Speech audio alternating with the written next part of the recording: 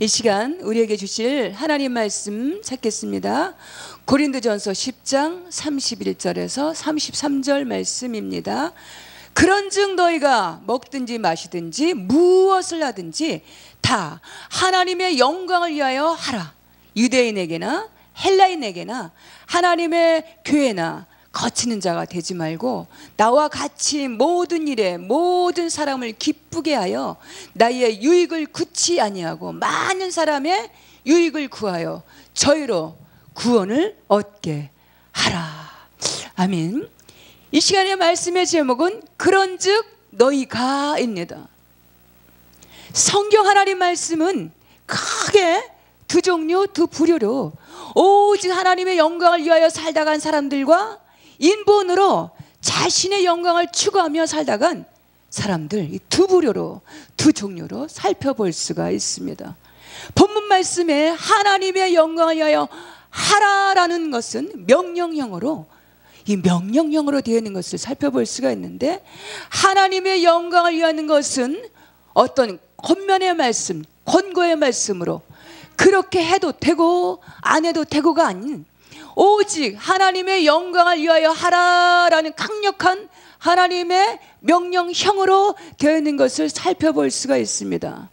창세기 3장 말씀에 하나님과의 언약을 파기한 아담과 이브가 하나님과의 언약을 파기하게 된 근본적인 동기, 이 요인을 살펴보면 하나님처럼 될 거야 라는 사단의 미혹에 빠졌다라는 것입니다.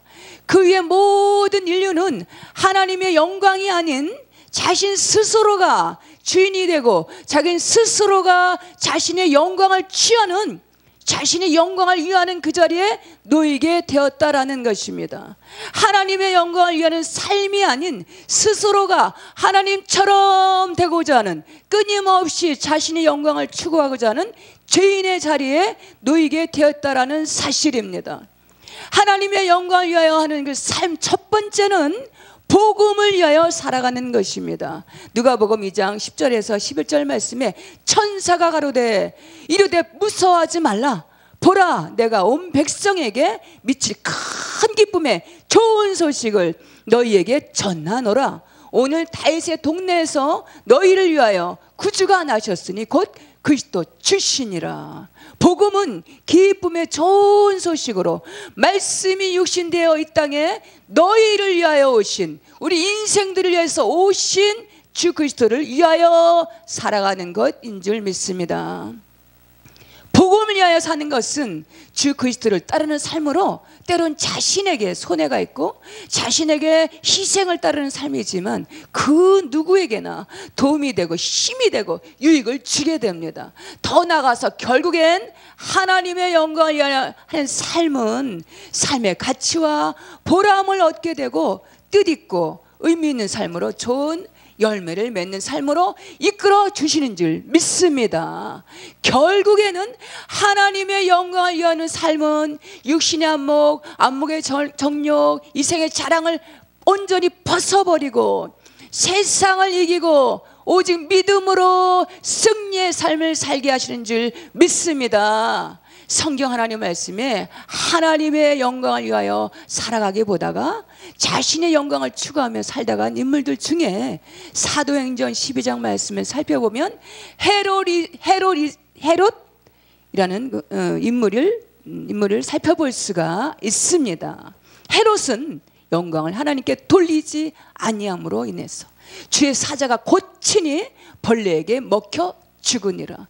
헤롯이란 이름의 뜻은 영웅의 아들이란 뜻입니다. 역사가 요세푸스의 기록에 의하면 헤롯은 전부 은으로 만든 휘황찬란한 왕복을 입고 이른 아침에 반연형 극장에 들어왔는데 그때 때마침 아침 햇살이 그의 은으로 만든 옷에 반사돼서 경이롭게 비치게 되었는데 이것을 바라보던 군중들이 신비로움으로 바라보게 되었고, 이어서 연설을 하자 이것은 사람의 소리가 아니고 신의 소리라고 외치게 되었고, 그때부터 헤롯을 신격화시키게 되었고, 이때부터 그는 신처럼 행동하게 되었는데 그 어느 순간에 충에게 먹혀 죽고 말았다라는 것입니다.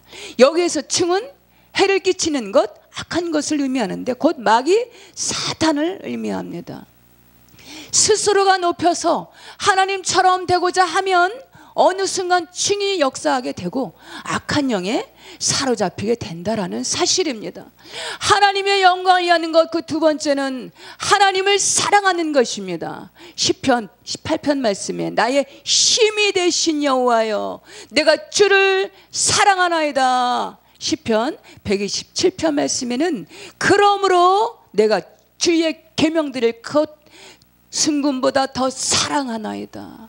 나를 사랑하는 자들이 나의 사랑을 입으며 하나님의 영광을 위하는 것, 그 두 번째는 하나님을 사랑하는 것입니다.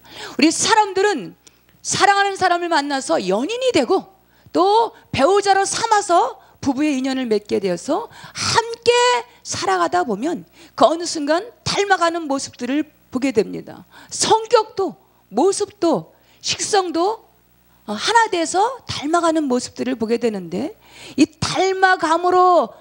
닮아가게 됨으로 인해서 서로가 이해하게 되고 결국엔 행복한 부부가 되고 행복한 가정으로 나아가게 되는 것을 볼 수가 있습니다. 그러나 반대로 오랜 세월이 흘렀음에도 불구하고 한마음이 되지 않고 닮은 것이 전혀 없고 마음도 생각도 계획도 일치가 되지 않을 때 평생을 티격태격하면서 싸우면서 다투면서 살아가게 되고 어느 순간에 성격 차이라는 결론을 내리게 돼서 서로가 갈라서게 되는 커플들을 보게 됩니다. 하나님을 사랑하는 것은 하나님의 음성을 가까이 하게 하는 것입니다. 하나님의 말씀을 늘 가까이 하게 되고 경청하게 됩니다.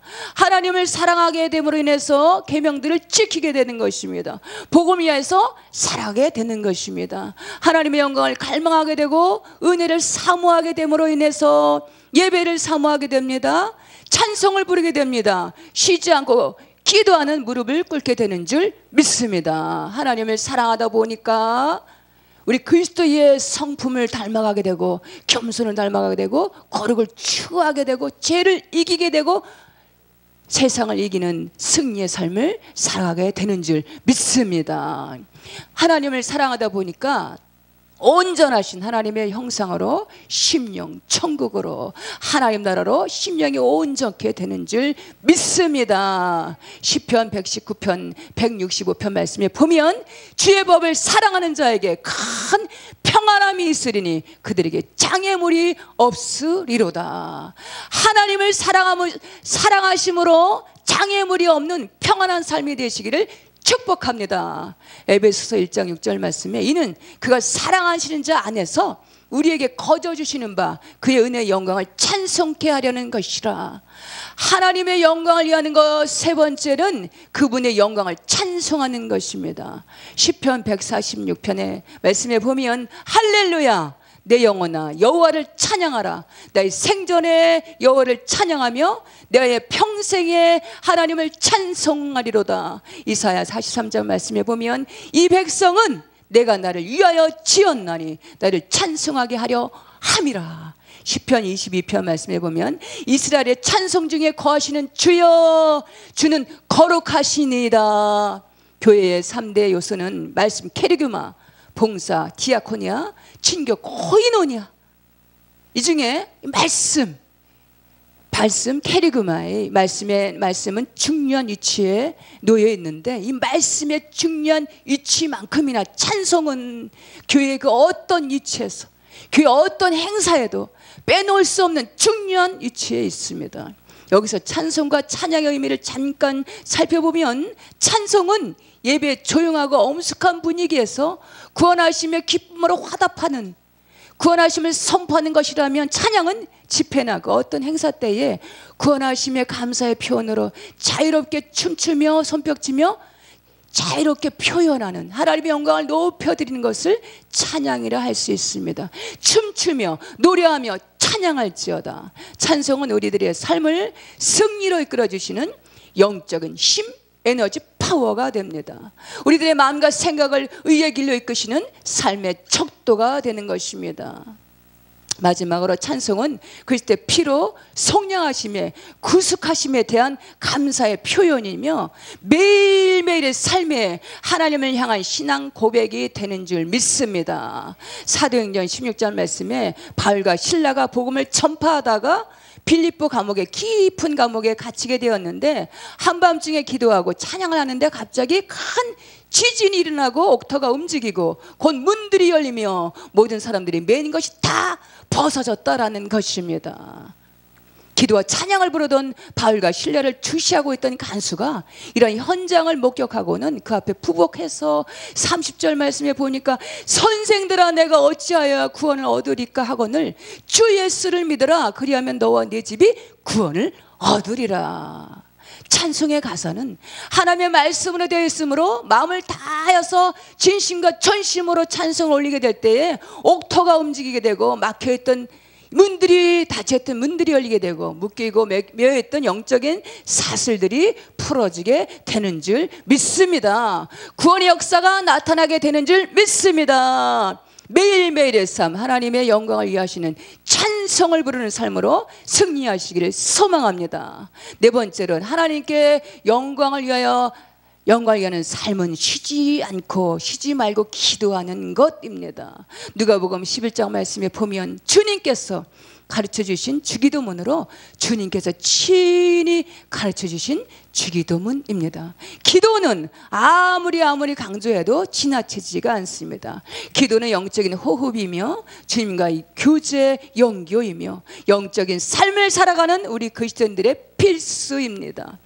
기도하는 나라, 기도하는 가정, 기도하는 개인 결코 망하지 않습니다. 주 예수님은 공생애를 시작하시면서 그 모든 일들을 기도로 시작하시고 기도의 본을 보이시고 기도로 교훈하시고 십자가 달리셔서 인류의 구속사를 성취하시는 그 순간까지도, 운명하시는 그 순간까지도 기도로 완성하신 것을 볼 수가 있습니다. 너희는 기도할 때 이렇게 기도하라. 아버지여 이름이 거룩히 여김을 받으시오며 나라가 임하옵시며. 기도의 우선순위는 하나님 나라를 위하여 먼저 구하는 것입니다. 하나님 나라는 마가복음 1장 말씀에 보면 회개하고 복음을 믿는 것입니다. 하나님 나라는 사도행전 1장 8절 말씀에 땅끝까지 이르러 복음의 증인이 되는 것입니다. 하나님 나라는 마태복음 6장 말씀에 그런즉 그의 나라와 그의 의를 구하라 그리하면 이 모든 것을 너희에게 더하여 주시리라. 3장 말씀에 보면 날마다 일용할 양식을 주옵시고, 여기에서의 날마다 일용할 양식의 의미는 모든 삶의 필요를 구하고 맡기라라는 것입니다. 또 다른 의미로는 매일매일의 유한한 삶, 유한한 시간의 의미로 우리는 유한한 존재들로 때론 이 세상에 영원히 이 세상에서 존재할 것 같아서 영구적인 삶일 것 같지만 매일매일의 삶 속에서 잠시 머물다 지나가는 나그네와 같은 삶, 유한한 존재, 한정된 삶이라는 의미입니다. 누가복음 12장 말씀에 보면 한 부자가 소출이 풍성해서 그 곡식을 쌓아둘 곳이 없으니 어찌할꼬 계획하기를 내가 이렇게 하리라. 내 곳간에 짓고 내 모든 곡식과 물건을 거기에 쌓아두리라. 또 내가 내 영혼에게 이르되 영혼아 여러 물건을 거기에 쌓아두리니 평안히 먹고 즐거워하리라 하되, 하나님께서 이르시되 오늘 밤에 내 영혼을 도로 찾으리니 그러면 그 준비한 것이 네 것이 되겠느냐. 우리들의 인생의 삶은 이스라엘 백성들이 출애굽해서 저 가나안 땅을 향해서, 저 천성을 향해서, 본향을 향해서 그 삶으로 나아갔던 것처럼 우리들도 잠시 지나가는, 머물다 지나가는 나그네 삶, 유한한 삶이라는 것입니다. 소출을 넘치도록 맡기셨습니까? 부요를 누리게 하셨습니까? 가난한 이웃을 돌아보시기 바랍니다. 고와 가부를 돌아보시기 바랍니다. 베푸는 손길들이 되시기 바랍니다. 구제와 선교에 힘쓰시기 바랍니다. 저 좀과 등록이 없는 저 하나님 나라 창고에 쌓아두시기 바랍니다. 안전한 곳에 쌓아두시기 바랍니다. 때가 되면 풍성한 은혜와 넘치는 축복으로 도우시는 때를 따라 도우시는 은혜로 쌓을 것이 없도록 부어주시는 줄 믿습니다. 4절 말씀에 우리가 우리에게 죄 지은 모든 사람을 용서하오니 우리의 죄도 사하여 주옵시고, 여기에서 죄는 하마르티아로, 이 죄의 원 근원은 마귀 사탄으로부터 시작되는 것으로 그 명칭은 디아블로스, 바알세불, 그 뜻은 시험하는 자, 거짓말쟁이, 파괴자의 뜻으로 그들이 하는 일은 멸망시키고 파괴하는 일을 하며 서로에게 죄를 짓게 하고 이간하게 하고 상처를 주고 원수되게 하는 일을 합니다. 결국에는 하나님의 영광을 이야기보다가 인본으로 인간의 영광을 취하게 하는 일로 구원에서 벗어나게 합니다. 구원의 반열에서 벗어나게 하는 일을 합니다. TV 드라마에서 보면은 이 사극에서 보면 특히 거기서 보면 그 내용을 보면 거진 서로가 원수가 돼서 원수가 없는 일에 전 인생을 걸고 고통 가운데 원수를 멸하기 위해서 살아가는 그 내용들을 살펴볼 수가 있습니다. 상대를 용서하지 못하는 것은 결국에는 자신을 용서하지 못하는 것으로 용서받지 못한 영혼이 돼서 결국에는 구원의 반열에 들어가지 못하게 된다라는 사실입니다. 우리가 우리에게 죄 지은 자를 용서하오니 상대를 용서하게 될 때, 용서하기를 결단하게 될 때 그 사단의 세력에서 죄의 결박에서 그 구속에서 풀어주신다라는 사실입니다. 불완전한 세상에서 불완전한 우리 인생들은 완전한 가해자도 완전한 피해자도 없다라는 사실입니다. 우리 인생들의 삶은 서로가 본의 아니게 때로는 가해자의 자리에서 때로는 피해자의 자리에 놓이게 되는 것으로 때로는 서로 상처를 주고 때로는 서로 상처를 받고 그렇게 살아가는 것이 당연한 우리 인생들의 삶의 여정인 것 같습니다. 용서를 잘 하시는 심령을 소유하시기 바랍니다. 때로는 어떤 독을 마실지라도 해를 받지 않은 상처를 툴툴 털어버리고 일어서시는 담대한 심령들, 복된 심령들 저와 우리 모두가 다 되시기를 소망합니다. 11절 13절 말씀에 너희 중에 아버지 된 자를 누가 아들이 생선을 달라 하는데 뱀을 주며 알을 달라 하는데 천가를 주겠느냐. 너희가 악할지라도 좋은 것을 자식에게 줄 알거든 너희 아버지께서 구하는 자에게 성령을 주시지 않겠느냐. 기도의 결론은 오직 성령 충만함입니다. 성령님의 도움이 없이는 회개의 심령이 될 수 없습니다. 성령님의 도움이 없이는 하나님의 영광을 위하는 삶으로 계속해서 나아갈 수가 없습니다. 성령을 통하지 않고는 지속적인 찬송하는 삶이 될 수 없다라는 사실입니다. 성령님의 도움이 없이는 쉬지 않고 기도하는 지속적인 기도의 삶을 살 수 없다라는 사실입니다. 기도하면 삽니다. 기도에는 반드시 응답하심이 있습니다. 부르짖으면 크고 비밀한 일들을 보여주십니다. 주님은 이 시대에도 쉬지 않고 기도하는 사람들을 찾으시는 줄 믿습니다. 기도하는 그 한 사람, 쉬지 않고 기도하는 그 한 사람을 통해서 하나님의 영광을 위하는 자로 삼으시는 줄 믿습니다. 마지막으로 하나님의 영광을 위하는 삶 네 번째, 다섯 번째는 비전을 품는 것입니다. 드림, 꿈을 가지는 것입니다. 사도행전 2장 17절 말씀에 하나님이 말씀하시기를 말세에 내가 내 영을 모든 육체에게 부어주리니 너희의 자녀들은 영원할 것이요 너희 젊은이들은 환상을 보고 너희 늙은이들은 꿈을 꾸리라. 성령님은 꿈, 비전을 갖게 하십니다. 창세기 3장 말씀에 보면 아담과 하와가 뱀 사단에게 그 게임에 빠져서 에덴에서 쫓겨남으로 인해서 하나님과의 그 언약을 파기함으로 에덴에서 쫓겨남으로 인해서 그 불순종으로 인해서 빼앗겨버린 꿈, 비전을 다시 성령 안에서 회복하고 정복하고 다스리고 충만케 하시는 줄, 충만케 하신다는 사실입니다. 성령으로 충만했던 모세를 보면 80세에 지팡이 하나로 애굽에서 종살이하며 그냥저냥 종살이하면서 막연하게 살아가던 이스라엘 백성들을 2만 명에 되는 그 많은 대군들을 이스라엘 백성들을 40년의 기나긴 광야에서 홍해를 건너고 가나안 입구까지 언약하신 약속의 땅으로 안내하는 위대한 역사의 장을 열어가는 위대한 지도자로 사용하신 것을 볼 수가 있습니다.